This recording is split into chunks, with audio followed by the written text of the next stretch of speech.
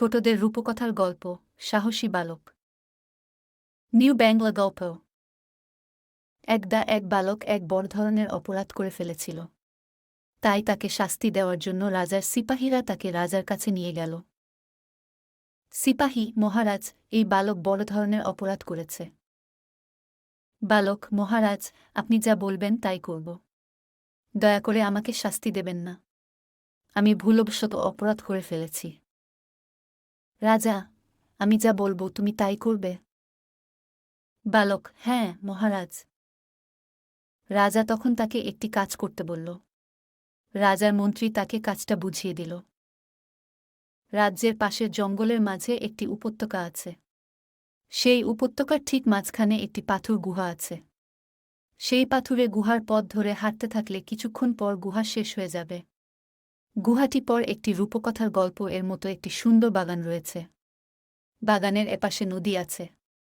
তাকে এই নদী সাঁতরে পার হতে হবে। মন্ত্রী তাকে এই নদীতে কুমির আছে বলে সাবধান করল। নদী পার হয়ে বাগানে পৌঁছে গেলে সেখানে লাল রঙের এক ধরনের ফল রয়েছে। এইরকম লাল রঙের ফল বাগানে কেবলমাত্র একটিই রয়েছে। রাজা তাকে সেই লাল ফল তার জন্য এনে দিতে বললেন। এই বাগানের অন্য রঙের ফল সে ছিঁড়তে পারবে না।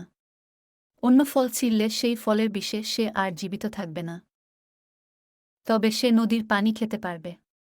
সেখানে যাওয়ার পথে অনেক বিপদ বলে তিনি বালকটিকে সাবধান করলেন। ফল আনতে পারলে তিনি তাকে উপযুক্ত পুরস্কার দিবে বলে আশ্বাস দিলেন। রাজা: তুমি কি ফলগুলো আমাকে এনে দিতে পারবে? বালক: আমি আপনাকে লাল রঙের ফল এনে দিতে পারব। তবে আমার একটি ঘোড়া লাগবে। বালকটি রাজার থেকে আরও কিছু চাইল। রাজা মন্ত্রীকে বালকটি যা চাইছে তা দিয়ে দিতে বলল। মন্ত্রী রাজার কথামতো বালকটিকে সকল জিনিসপত্র ও একটি ঘোড়া দিল। বালকটি রওনা হওয়ার পূর্বে কয়েকদিন বাসায় থাকল। কয়েকদিন পর সে বাগানের উদ্দেশ্য রওনা হল। ঘোড়ায় চড়ে সে কোনোরকম বিপদ ছাড়াই রাজ্যের পাশের বনের কাছে পৌঁছে গেল। বনে পৌঁছাতে পৌঁছাতে রাত হয়ে গেছে। সে তখন সেই রাত্রের জন্য একটি নিরাপদ আশ্রয় খুঁজছিল। জঙ্গলের ভিতর সে দেখল দূর থেকে আগুন জ্বলার আলো আসছে। সেই আলো ধরে এগোতে এগোতে সে একটি পুরনো কুঁড়েঘরের সামনে এসে পড়ল।